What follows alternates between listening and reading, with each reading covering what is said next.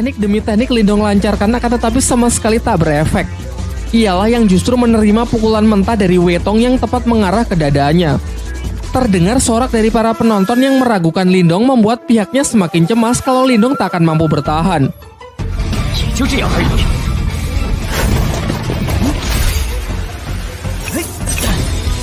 Sekarang tak ada pilihan lain, Lindong pun segera menyiapkan jurus terkuatnya yaitu teknik Borkeong untuk mencoba mengakhiri pertarungan.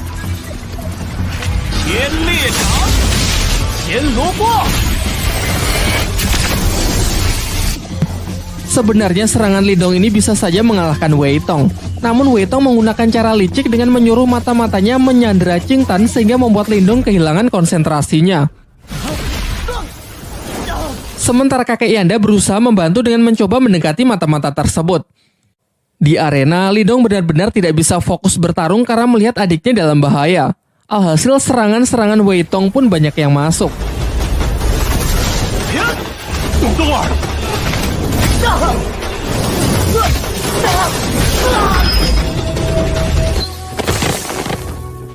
Di saat-saat genting, ia teringat kalau teknik jarum dewa yang pernah dipakai Guyin mampu menghancurkan penghalang energi mental. Kemudian ia kembali mengeluarkan jurus Borkeong untuk berpura-pura menyerang Weitong, namun sebenarnya ia menyelinapkan jarum dewa untuk menembus penghalang spiritual arena demi menolong Qing Tan.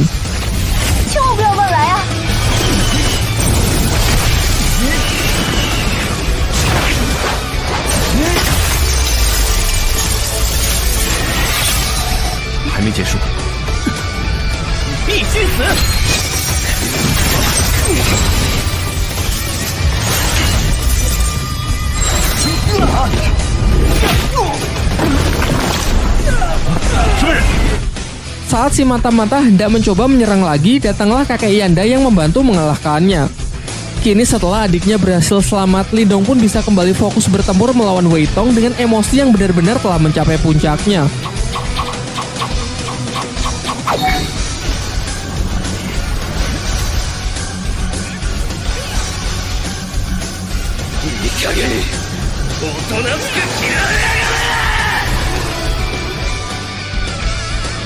Setelah menerima gempuran serangan dari Lindong, Weitong pun benar-benar sudah kehabisan tenaga dan ia pun mengaku kalah. Namun Lindong malah mengatakan bahwa ini adalah pertarungan sampai mati, di mana pertarungan belum selesai jika tak ada salah satu pihak yang mati.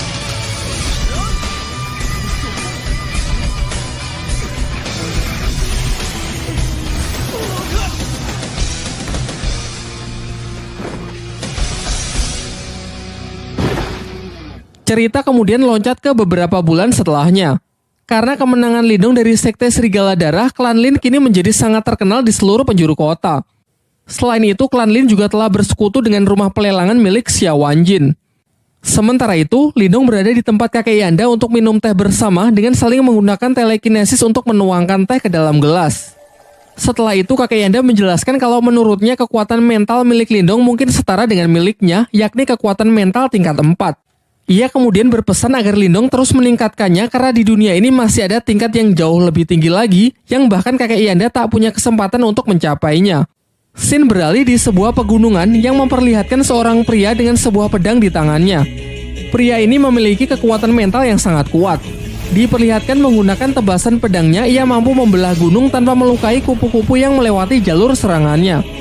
Setelah itu, ia dihampiri oleh seekor burung pembawa pesan yang membawakan surat berisi sesuatu mengenai makam Nirwana. Di tempat lain, seorang wanita yang terlihat berjalan di atas air mendapatkan pesan yang serupa dari sebuah bunga teratai.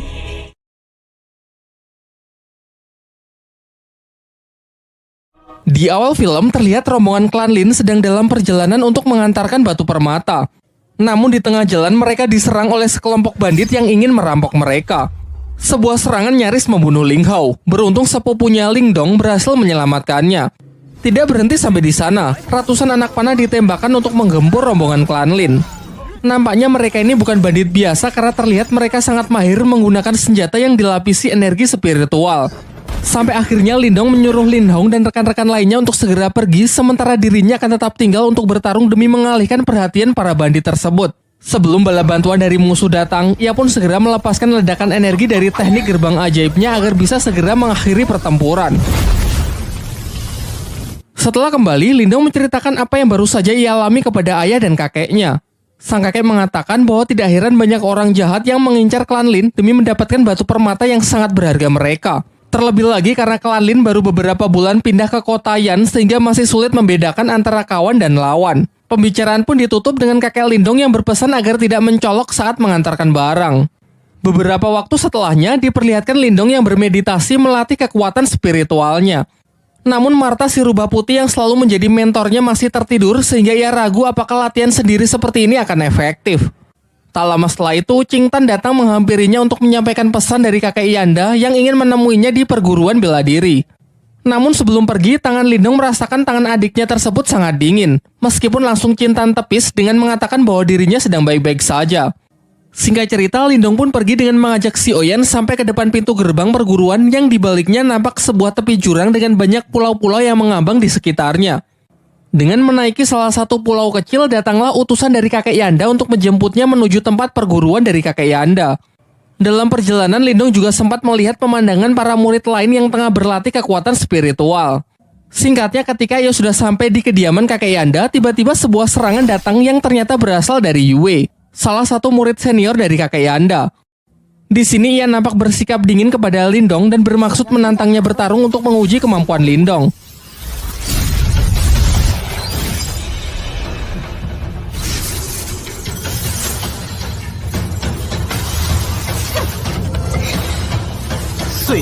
Namun ketika pertarungan mereka sudah mulai serius, kakek Yanda datang untuk segera menghentikan mereka. Kakek Yanda lalu menjelaskan bahwa tak lama lagi akan diadakan pertandingan antar perguruan bela diri yang disebut pertarungan menara.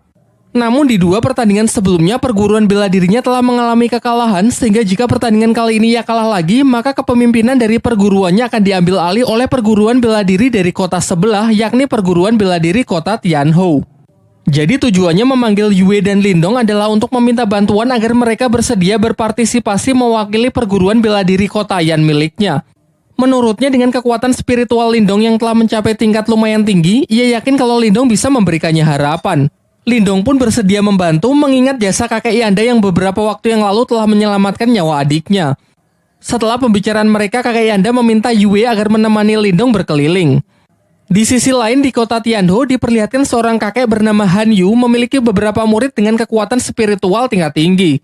Ia lalu menyuruh salah satu muridnya yang bernama Cao Zu pergi ke perguruan bela diri kota Yan untuk mengukur sudah sejauh mana persiapan dan kemampuan para murid di sana. Sementara itu ketika Yue mengajak Lindong berkeliling di perguruan bela diri kota Yan, mereka melihat kerusuhan di tengah latihan para murid di sana. Ternyata ini adalah ulah Cao Zu, salah satu murid perguruan Tianhou yang memang sengaja datang untuk merusuh sekaligus mengukur kemampuan para murid di sana. Ia sangat sombong karena sejauh ini belum ada murid di tempat itu yang bisa menandinginya. Sampai kemudian Yue iseng mendorong Lindong masuk ke arena untuk melawan Cao Zu. Pada awalnya Lindong memilih pergi turun arena karena tak ingin meladeninya. Namun ia tak bisa menahan diri lagi karena Cao Zu lah yang lebih dulu menyerangnya menggunakan teknik pedang es hitam. Di atas arena mereka pun saling mengadu teknik mereka masing-masing. Nampak benturan antar senjata mental mereka lumayan menggentarkan arena.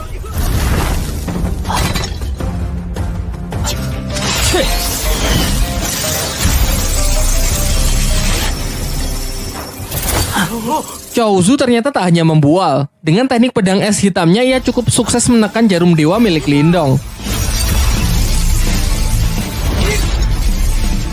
Namun di ujung pertarungan, Lindong mencoba teknik barunya dengan menahan serangan Cao Zu menggunakan segel batu rubah di tangannya. Nampaknya segel rubah itu tak hanya menahan. Tangan Lindong seakan menyerap energi spiritual dari lawannya tersebut. Ketika lawannya ingin melarikan diri, Lindong sejenak menghentikannya dan mengambil senjata dari lawannya tersebut. Diperlihatkan ekspresi puas dari Yue yang menyadari kalau kekuatan Lindong kini telah meningkat pesat.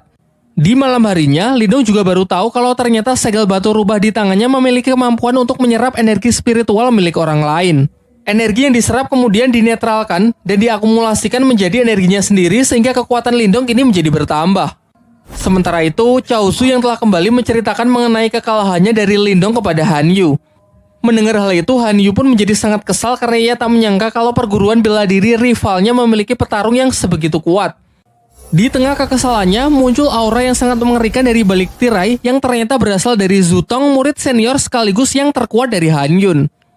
Singkat cerita, besoknya Yue dan Lindong berangkat menuju ke tempat diselenggarakannya turnamen pertarungan menara. Di perjalanan, Yue berpesan kepada Lindong untuk berhati-hati terhadap seorang murid dari perguruan Tianho yang bernama Zutong, murid terkuat dari Han Yun. Setibanya di sana, semua peserta lain ternyata sudah berkumpul. Sembari menunggu para guru tiba, Chaozu mengadu ke kakak seperguruannya yang bernama Liu Long perihal Lindong yang telah menghajar dan menyita pedang esnya. Pada awalnya, Liu Long basa-basi dengan menyapa Lindong dan meminta agar senjata adik seperguruannya tersebut dikembalikan.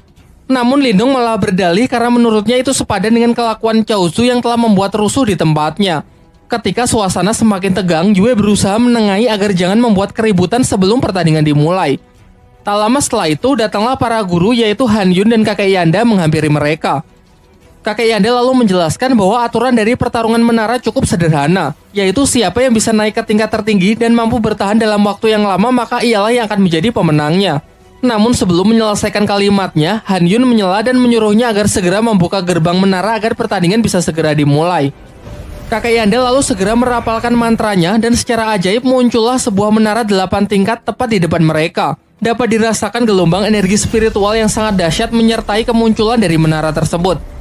Setelah pintu dibuka, pertarungan menara pun dimulai dengan sistem Battle Royale, di mana petarung yang bisa bertahan paling lama dan berhasil naik ke lantai tertinggi maka ialah pemenangnya.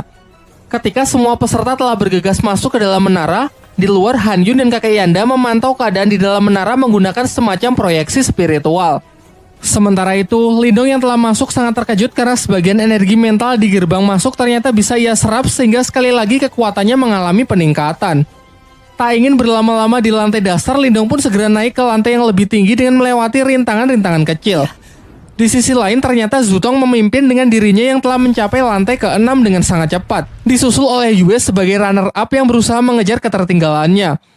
Satu tingkat di bawahnya ada Chaozu dan Liu Long yang terjebak di lantai 5 dan tak bisa naik lebih tinggi lagi karena tekanan energi mental yang semakin kuat. Namun alih-alih menghabiskan energinya untuk berusaha naik ke lantai 6, Liu Long mempunyai ide untuk tetap tinggal di lantai 5 dengan tujuan menghalangi peserta lain yang ingin naik ke lantai selanjutnya. Dan benar saja, Lindong yang baru saja sampai di lantai 5 langsung mereka halangi. Chaozu yang merasa dendam karena Lindong telah mempermalukannya sekarang mencoba untuk membalasnya. Bersama dengan Liu Long, mereka pun mengeroyok Lindong yang cuma sendirian. Akan tetapi Lindong nampak tak takut sedikit pun dan justru memanas-manasi mereka dengan memperlihatkan senjata Chaozu yang kemarin ia sita. Kini ia kendalikan sebagai senjata untuk melawan mereka. Diperlihatkan dari kedua sisi, Chaozu dan Liu Long mengepung Lindong dengan masing-masing teknik mental mereka. Pertarungan pun pecah. Meskipun nampak tak adil dengan pertarungan 2 lawan 1, nyatanya Lindong mampu mengimbangi mereka.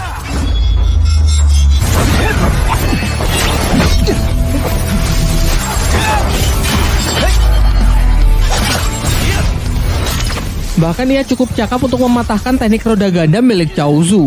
Sementara Liu Long yang terus menggempurnya dengan pedang mentalnya juga sangat kewalahan karena Lindong dapat bertahan sekaligus menyerang dalam waktu yang bersamaan. Sampai akhirnya kedua saudara seperguruan ini melakukan teknik fusion dengan menggabungkan kekuatannya untuk menyerang Lindong.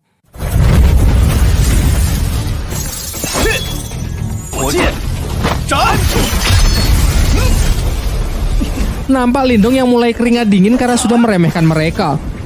Namun mengingat serangan itu didasari oleh energi mental, dengan segel batu rubahnya Lindong pun dapat menghisapnya sampai kering.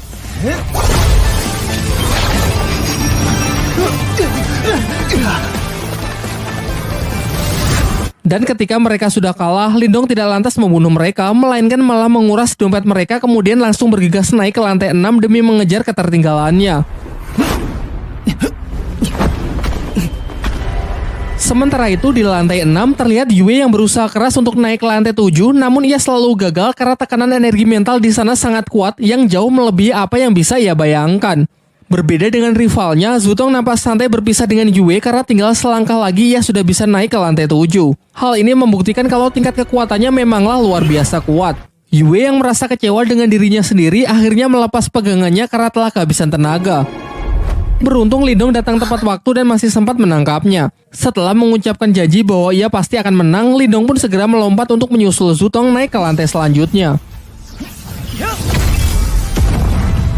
Di luar menara, Hanyu dan kakek Yanda hanya tahu kalau ada 2 peserta yang berhasil naik ke lantai 7 tanpa tahu siapakah mereka. Pada awalnya Hanyu mengira kalau mereka pasti Zutong dan Yue. Namun kakek Yanda yakin kalau itu bukan Yue melainkan Lindong. Sementara di dalam menara, Lindong telah berhasil naik ke lantai 7. Namun tidak hanya adanya tekanan mental yang jauh lebih kuat, karena di sana juga terdapat rintangan sambaran petir yang mencegah mereka naik ke lantai 8. Terlihat Zutong yang sudah berada lebih tinggi sangat terkesan dengan Lindong yang berhasil mencapai lantai ini. Mereka pun mulai berlomba-lomba untuk bisa naik ke lantai 8. Zutong mulai menyerang Lindong untuk memperlambatnya. Akan tetapi dengan cepat Lindong bisa melewati semua rintangan sekaligus melancarkan serangan balik.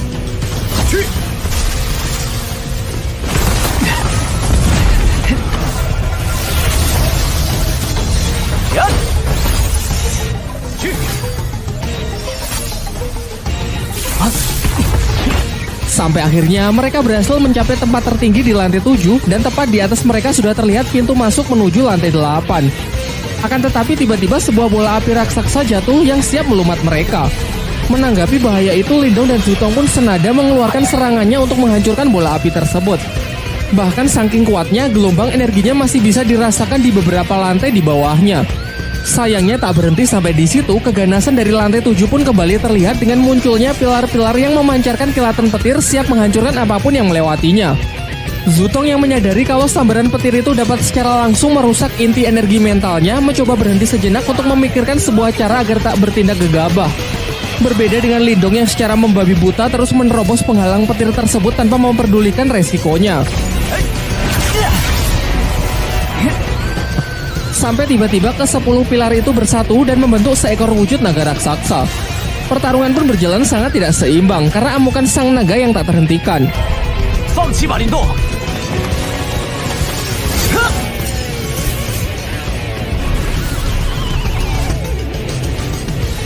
Di saat naga itu melilit Lindong, Lindong baru menyadari bahwa ular ini hanyalah bongkahan energi mental, di mana ini artinya ada kemungkinan kalau ia bisa menyerapnya. Setelah menghisap habis naga tersebut tanpa membuang waktu, Lindong pun langsung melompat ke lantai 8 meninggalkan Zutong. Di luar menara terlihat ada seorang peserta yang telah berhasil naik ke lantai tertinggi. Namun mereka semua beranggapan kalau Zutonglah yang berhasil mencapainya. Sementara itu di dalam lantai 8 terlihat ekspresi puas Lindong karena telah mencapai lantai tertinggi dan bisa memenangkan pertandingan kali ini. Di sana ia menemukan ada semacam prasasti kuno mengenai penyempurnaan teknik energi mental, sayangnya gagal ia pelajari karena tenaga Lindong yang telah terkuras habis. Namun ia tak lantas menyerah begitu saja. Di sekitarnya ia merasakan ada banyak energi spiritual yang bertebaran, ia pun bergegas menyerapnya untuk mengisi ulang tenaga sekaligus agar kekuatannya bisa naik ke tingkat 3.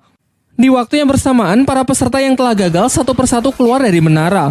Namun semua dibuat sangat terkejut saat melihat Zutong juga keluar dari menara itu dan mengakui kekalahannya dari Lindong. Kini semuanya pun sudah jelas bahwa Lindonglah yang menjadi pemenangnya. Karena tak ingin lebih dipermalukan lagi, Han Yun pun segera menarik kembali semua pihaknya untuk meninggalkan tempat ini. Singkat cerita, malam pun telah tiba. Terhitung sudah 24 jam semenjak Lindong masuk ke dalam menara. Terlihat Yue mulai cemas takut kalau sesuatu yang buruk menimpa Lindong. Sementara itu, di dalam menara lantai teratas, Lindong benar-benar berusaha keras hingga akhirnya ia berhasil mencapai kekuatan mental tingkat ketiganya. Bahkan sampai-sampai luapan energinya bocor keluar menara yang mengejutkan Yue dan kakek Yanda.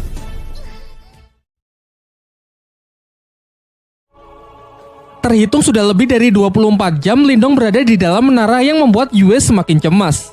Sementara di lantai tertinggi, Lindong berusaha keras meningkatkan kekuatannya hingga berhasil mencapai tingkat ketiga. Bahkan pancaran energi nampak keluar dari menara tersebut. Setelah dirasa cukup, ia pun mencoba kekuatan barunya yang dalam sekejap bisa menghancurkan prasasti kuno di hadapannya. Akan tetapi saat akan mencoba turun, ketiga segel spiritualnya keluar dan terhisap ke atas tempat tersebut. Lindong pun segera bergegas mengejarnya. Di luar menara, Yue semakin cemas karena keberadaan Lindong tiba-tiba menghilang dari menara. Bahkan kakek Yanda sendiri mengaku bahwa ia juga tak tahu persis kemana Lindong pergi. Namun berdasarkan legenda, master spiritual Kotayan yang dahulu menciptakan menara ini sengaja membuat ruangan rahasia yang hanya dapat diakses oleh orang terpilih saja. Jadi kemungkinan Lindonglah orang yang dimaksud. Sementara itu, Lindong telah tiba di sebuah dimensi dan masih mengikuti ketiga segel kehidupannya yang membawanya ke sebuah prasasti kuno. Ketika ia semakin kebingungan, tiba-tiba ia mendengar suara dari tangannya yang ternyata itu adalah Marta si rubah putih dengan tampilan yang sedikit berbeda dari sebelumnya setelah menghisap kekuatan mutiara dulu di kolam surgawi. Martha menjelaskan bahwa benda di hadapannya disebut segel spiritual leluhur, yaitu salah satu segel spiritual langit dan bumi yang dikatakan milik para dewa. Diceritakan jika seseorang memiliki segel ini, maka ia akan menjadi petarung terkuat di dunia. Setelah menyampaikan penjelasannya, ia menyuruh Lindong untuk mengambil kembali 3 segel spiritualnya. Namun segel itu seakan melakukan perlawanan dan malah tertarik ke dalam prasasti kuno tersebut.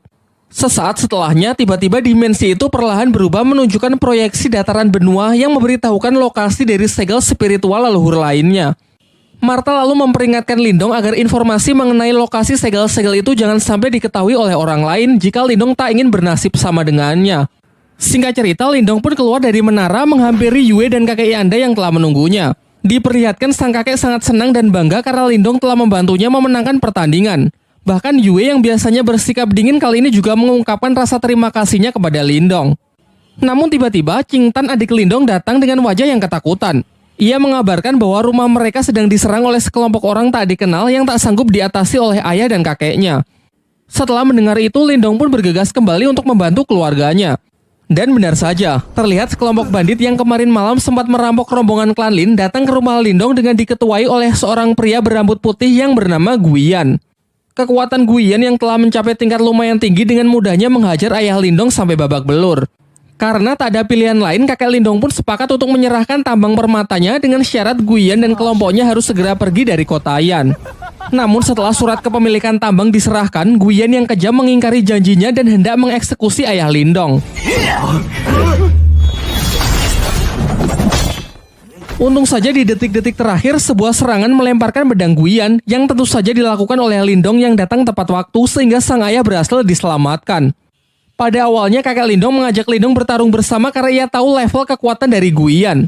Namun Lindong meyakinkannya kalau ia sendirian saja sudah cukup. Sekaligus ini akan menjadi kesempatan yang bagus untuk mencoba kekuatan barunya. Ia pun segera memulai serangan menggunakan ketiga digernya yang ia kendalikan dengan teknik mental namun dapat ditangkis dan dihindari oleh Guiyan. Giliran Guiyan yang mencoba menyerang dengan pedangnya juga bisa ditahan oleh Lindong, memperlihatkan benturan hebat dari energi mental mereka. Ayah dan kakeknya yang menyaksikan pertarungan itu dibuat sangat terkejut dengan peningkatan kekuatan dari Lindong. Berbagai macam teknik pun ditunjukkan. Dengan kekuatannya, Guiyan melepaskan sejumlah energi membuat beberapa replika dari dirinya untuk melakukan serangan beruntun. Satu persatu teknik itu dapat dengan mudah Lindong patahkan, hingga Guiyan sangat kesal mengeluarkan teknik badai sitokin, menyebarkan serangan secara random yang sebagian bahkan mengenai pihaknya sendiri. Sementara Lindong juga tak menahan diri lagi dengan melepaskan teknik laser cahaya, versi lain dari gerbang ajaib yang memiliki daya hancur jauh lebih kuat. Dan benar saja, tak hanya dapat memblokir serangan dari Guiyan, teknik ini juga mampu menghancur leburkan lawannya hingga tak bersisa. Menyaksikan bosnya terbunuh tepat di hadapannya, para bandit lain pun segera pergi karena tak ingin bernasib sama. Setelah pertarungan usai, sampailah kakek Yanda dan Yue serta Qing Tan menyusul Lindong. Kakek Yanda menjelaskan bahwa kekuatan Lindong kini telah mengalami peningkatan yang sangat besar. Oleh karena itu, mulai sekarang tak ada lagi yang berani mengusik klan Lin. Pasca kejadian itu, Lindong dipercaya menjadi guru bela diri untuk melatih dan membimbing para anggota klan Lin lainnya. Bahkan sepupu yang dulu pernah merudungnya kini menunjukkan rasa respek dan hormatnya kepada Lindong. Di malam harinya ketika sedang berlatih, secara tak sengaja Lindong mendengar pembicaraan ayah dan kakeknya. Mereka tengah membahas mengenai klan utama yang akan segera datang berkunjung. Dari sini pun terungkap kalau klan Lin ternyata dibagi menjadi 2 kategori, yaitu klan utama dan klan cabang. Di mana dalam tradisinya, klan cabang harus tunduk dan siap melayani klan utama. Tak lama setelah itu, si Oyan datang memberi isyarat kepada Lindong untuk mengikutinya. Sampailah ia di dalam sebuah ruangan, terlihat Qing Tan yang tak sadarkan diri dengan aura dingin yang menjalar ke seluruh tubuhnya. Di tengah kepanikannya, Martha keluar dan menjelaskan bahwa di dalam diri Qing Tan terserap roh iblis yang menolak energi dari Qing Tan sehingga terjadilah benturan sampai energinya keluar tak terkendali. Jika hal ini tidak segera diatasi, kemungkinan terburuk Qing Tan akan mati. Martha kemudian menyarankan Lindong agar segera mencari obat langka yang disebut Yin Es untuk membantu adiknya tersebut mengendalikan auranya. Besoknya Lindong berinisiatif pergi menemui Xuanzu mengingat terdapat banyak obat-obatan langka di tempat pelelangannya. Sesampainya di sana, Xuanzu menyambut baik Lindong dan memberinya sebuah obat langka yang disebut buah iblis merah sebagai hadiah atas keberhasilan Lindong mencapai kekuatan spiritual tingkat ketiga yang dinilai begitu cepat. Tak lupa Lindong menanyakan mengenai pil Yin Es, namun sangat mengecewakan karena Xuanzu mengaku bahwa ia tak mempunyai obat selangka itu. Xuanzu kemudian merekomendasikan obat alternatif yang memiliki khasiat sama yang bernama air liur iblis naga yin. Ia menambahkan bahwa obat itu bisa Lindong temukan di pegunungan Tanyan, sebuah tempat yang disebut makam kuno ranah nirwana. Dan baru-baru ini ia mendengar kabar bahwa 4 klan besar yang salah satunya adalah klan utama dari klan Lin juga mengirimkan orang-orangnya untuk memeriksa tempat tersebut. Setelah mengetahui hal itu, Lindong pun segera pergi dan bertekad untuk pergi ke sana. Sesampainya ia di rumah, ia mengecek kembali kondisi Qing Tan yang sudah sedikit membaik. Namun untuk bisa sepenuhnya menyembuhkan penyakit dari adiknya tersebut, ia tetap harus pergi ke makam kuno untuk menemukan obatnya. Martha pun sepakat untuk membantunya dengan syarat jika di sana terdapat sesuatu yang bisa memulihkan jiwa iblisnya, Lindong harus membantu mengambilnya. Di tengah pembicaraan mereka, di luar Lindong mendengar keributan. Ternyata kerusuhan ini datang dari seorang perwakilan klan utama dari klan Lin yang menantang para petarung di klan cabang tersebut, yang menurutnya hanya sekumpulan sampah tidak berguna. Menanggapi hal itu, Lindong pun segera naik ke arena untuk menghancurkan kesombongan dari pemuda yang diketahui bernama Lin Chen. Sementara itu, senior dari Lin Chen, seorang wanita bernama Lin Ker, tengah diajak berkeliling bersama kakek Lindong. Dalam pembicaraan mereka, kakek Lindong meminta agar Lin Ker mengikut sertakan Lindong untuk pergi ke makam kuno agar cucunya tersebut bisa lebih mengasah kemampuannya. Pada awalnya, Lin Ker ragu karena beranggapan kalau para petarung di klan cabang tak lebih kuat dari klan utama, sehingga dikhawatirkan hanya akan menghambat perjalanannya saja. Namun secara kebetulan ia melihat Lindong dan Lin Chen yang akan bertarung, sehingga hasil pertarungan mereka akan ia jadikan sebagai bahan pertimbangan. Kembali ke arena, dengan penuh percaya diri, Lin Chen pun menantang Lindong bermaksud menunjukkan kekuatan dari klan Lin yang sesungguhnya. Di awal pertarungan, Lindong berusaha menjaga jarak untuk menganalisis gaya bertarung serta level dari lawannya terlebih dahulu. Setelah mengetahui lawannya tipe petarung jarak dekat, ia menyerangnya menggunakan pedang yang ia kendalikan menggunakan kekuatan mental dan berhasil menjatuhkan Lin Chen keluar arena.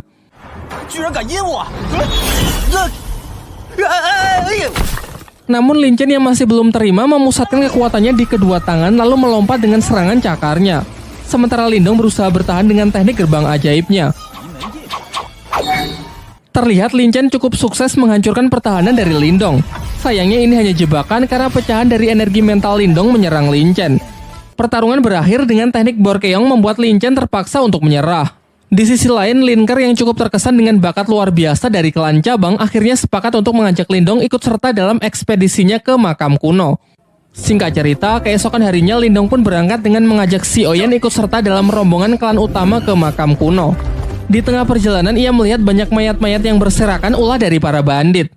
Lin Ker juga menjelaskan kalau sekarang mereka telah memasuki pegunungan Tianyan, sehingga ia menyuruh semuanya agar tetap waspada karena mulai dari sini perjalanan pasti akan menjadi semakin berbahaya. Di malam harinya mereka memutuskan untuk berkemah di tengah hutan. Diperlihatkan Lindong yang masih terjaga karena ingin terus waspada, berbeda dengan Lin Chen yang sudah tertidur pulas.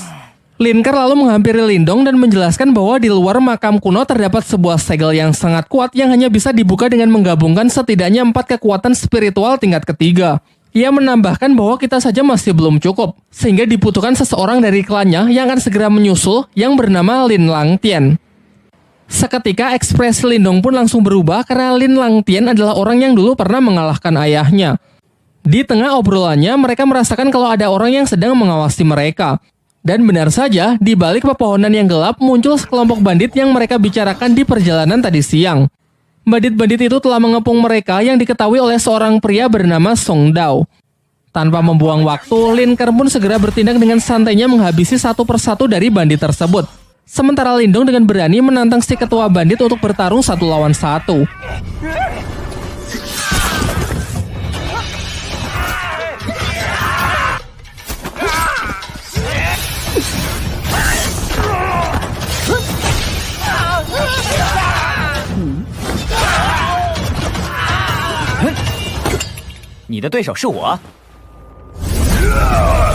Song Dao pun melancarkan serangan dengan teknik yang ia sebut tinju harimau penghancur.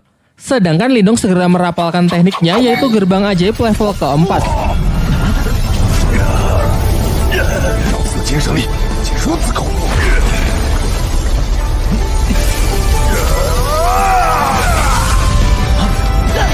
Pertarungan singkat itu akhirnya dapat Lindong menangkan. Lin Chen yang baru bangun sangat panik saat tahu kalau mereka baru saja diserang. Mendengar ceritanya dari Lin Ker, ia tak percaya kalau Lindong lah yang telah mengalahkan ketua dari para bandit itu sendirian, mengingat statusnya yang hanya dari klan cabang. Namun Linker mengatakan bahwa kekuatan seseorang tidak bisa dinilai dari tingkatan klannya saja. Di pertarungan sebelumnya, Lindong sudah menunjukkan belas kasihannya karena kalau tidak Lin Chen pasti sudah almarhum. Keesokan harinya mereka telah sampai di depan makam kuno. Namun mereka tak bisa langsung masuk karena di luar masih ada segel yang sangat kuat.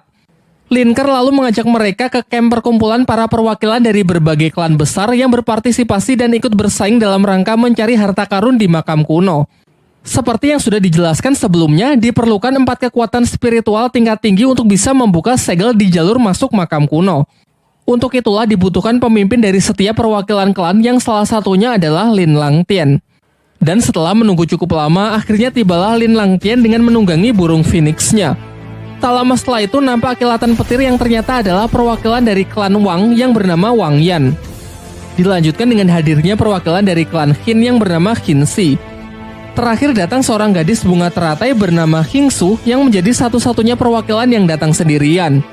Lindong yang merasakan aura hebat dari keempat orang di hadapannya benar-benar terkesan dan merasa kalau dirinya masih belum ada apa-apanya. Setelah semuanya berkumpul, mereka berempat pun secara bergantian menyerang segel penghalang makam kuno tersebut dan berhasil menghancurkannya. Sesaat setelah jalan menuju makam kuno terbuka, tanpa membuang-buang waktu, mereka pun segera bergegas masuk untuk berlomba-lomba menemukan harta karun di sana. Sesampainya di dalam, di sana terdapat banyak jalur yang bisa dilalui. Lindong pun memilih jalur yang berbeda dari rombongan Linker karena mengikuti saran dan arahan dari Martha. Setelah cukup lama berlari, ia sampai di sebuah pintu yang dilindungi oleh energi mental. Pada awalnya Lindong ingin menghancurkannya secara fisik, hingga Martha menyarankannya untuk membukanya cukup dengan mengalirinya menggunakan energi mental.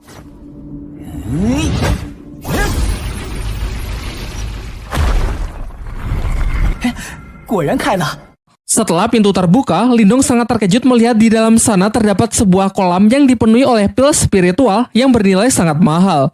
Tanpa membuang waktu, ia pun segera mengeluarkan kantong ajaibnya untuk mengambil semua pil tersebut karena jika nanti dijual, ia pasti bisa mendapatkan banyak cuan. Sementara itu, Martha juga berhasil menemukan ruangan yang dipenuhi oleh roh iblis yang telah tersegel dan ia pun segera melahapnya satu persatu guna dapat memulihkan kekuatannya. Si Oyen pun juga tak mau ketinggalan sehingga mereka pun terlihat saling berebutan.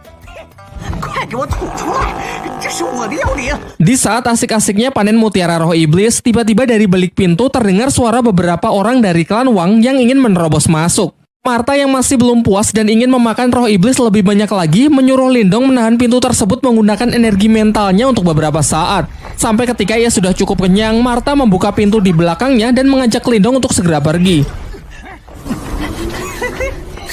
Di tempat lain, Linker dan rombongannya berhasil masuk ke aula makam kuno di mana terdapat banyak senjata spiritual kuno yang tersegel di atas sana. Namun ia terlambat karena Wang Pan beserta rekan-rekannya sudah lebih dulu sampai dan kini sedang berusaha keras menghancurkan segel tersebut. Karena segala upayanya sia-sia, akhirnya mereka pun sepakat untuk bekerja sama demi menghancurkan segel itu dan membagi senjata kuno di dalamnya setelah segelnya berhasil dihancurkan. Tetapi di dalam hati mereka masing-masing tetap memiliki niat licik untuk memonopoli semua senjata tersebut karena kedua klan ini dari awal memang sudah tidak saling percaya. Tak lama setelah itu Lindong juga datang menyusul dan segera membantu klannya. Diperdengarkan dari dalam dirinya, Martha menyarankan agar Lindong mengambil senjata tombak di sebelah kiri. Lindong pun menurutinya karena percaya Martha memiliki mata yang sangat tajam terkait kekuatan spiritual. Singkat cerita, segel itu pun hancur dan senjata-senjata kuno di dalamnya melesat tak beraturan. Semua orang pun berpencar untuk menangkap senjata yang diinginkan. Sementara Lindong mengikuti instruksi dari Martha untuk bergegas mengambil tombak yang ia pilih. Di saat ia tengah berusaha keras, Wang Pan mengganggunya karena ternyata ia juga menginginkan senjata kuno sama seperti Lindong, sehingga pertarungan pun tak terhindarkan.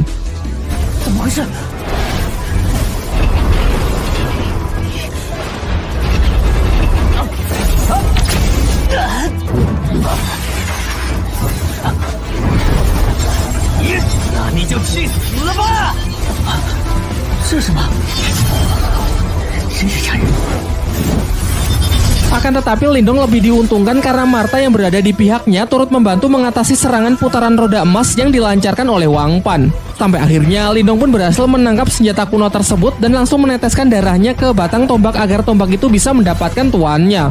Sementara Wang Pan yang sangat kesal segera menyerang Lindong dengan kekuatan penuhnya. Namun dapat Lindong tangkis dengan senjata barunya yang memiliki nama tombak pencakar langit.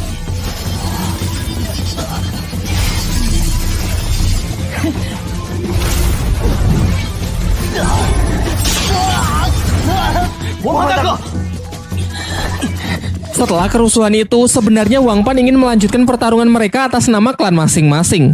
Namun ketika tahu Lin Ke juga berhasil mendapatkan salah satu senjata kuno legendaris sehingga kecil kemungkinan pihaknya bisa menang, akhirnya ia pun bersedia pergi dan menarik seluruh rekannya untuk mundur. Kemudian Lin Ke mengajak Lindong bergabung dengan rombongannya untuk menemukan harta karun paling berharga di makam kuno. Tetapi Lindong menolaknya dengan alasan ingin berkeliling sendirian saja. Singkatnya, setelah cukup lama berjalan, Lindong malah tersesat di dalam sebuah labirin.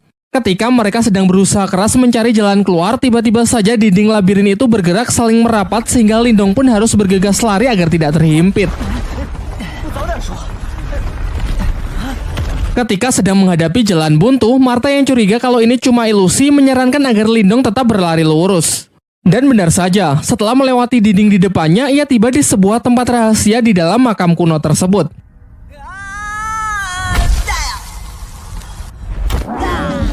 Di sana mereka melihat sebuah patung spiritual namun dalam kondisi yang tidak aktif dan tubuh yang terpecah-pecah. Diceritakan kalau patung spiritual termasuk ke dalam senjata kuno yang dapat dikendalikan oleh orang yang memiliki energi spiritual tingkat tinggi. Karena dinilai tidak berbahaya, Lindong pun mengabaikan patung tersebut dan lebih fokus pada benda bercahaya di depannya. Ternyata benda bercahaya itu adalah obat yang Lindong cari selama ini, yakni air liur naga iblis. Akan tetapi harus ekstra hati-hati saat mengambilnya, karena benda itu berada di tengah kolam air es yang dapat membekukan apa saja dalam sekejap.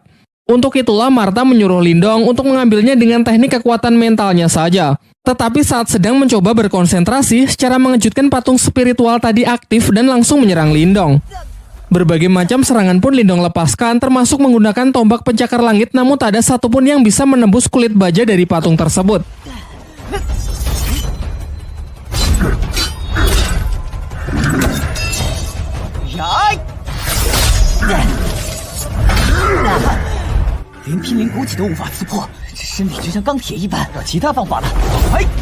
Sampai Lindong baru menyadari bahwa inti energi dari patung spiritual tersebut tepat berada di belakang kepalanya.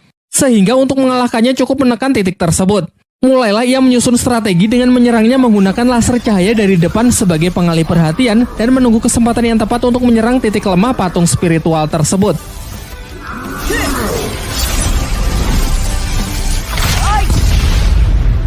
Setelah berhasil melumpuhkan si patung spiritual, Lindong kembali berkonsentrasi dan berhasil mendapatkan air liur iblis naga yang bisa ia gunakan untuk mengobati Ching Tan. Saat akan pergi karena sudah berhasil mendapatkan apa yang ia cari, tiba-tiba patung spiritual yang jauh lebih kuat jatuh tepat di belakangnya. Namun Martha sudah memastikan kalau patung yang satu ini benar-benar dalam kondisi yang sedang tidak aktif karena energi di dalamnya sudah habis. Ia kemudian menyuruh Lindong untuk mengalirinya dengan energi spiritual miliknya agar patung ini bisa menjadi miliknya dan nanti dapat ia manfaatkan dalam berlatih. Merasa misinya telah terselesaikan, Lindong pun ingin segera pergi keluar dari makam kuno namun malah tersesat di hamparan lava panas akibat mengikuti arahan dari Martha yang sok-sokan tahu jalan. Karena sudah terlanjur sampai sejauh ini, mereka pun berniat pergi ke seberang lautan lava untuk melihat kuil dari si pemilik makam kuno. Ia kemudian menyuruh si Oyen untuk menunggunya di daratan karena menyeberangi tempat ini menurutnya akan sangat berbahaya. Dan benar saja, di saat sedang menyusuri lautan lava, dari dalam lava muncul sesosok ular api raksasa yang langsung menyerang mereka.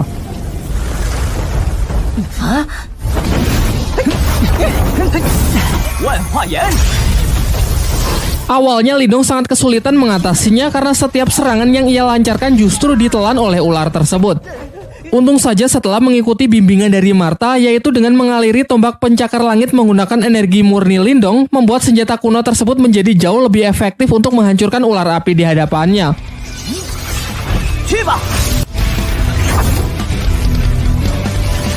Sayangnya setelah satu ular dapat ia hancurkan, muncul lagi ular lain yang seakan tak pernah ada habisnya.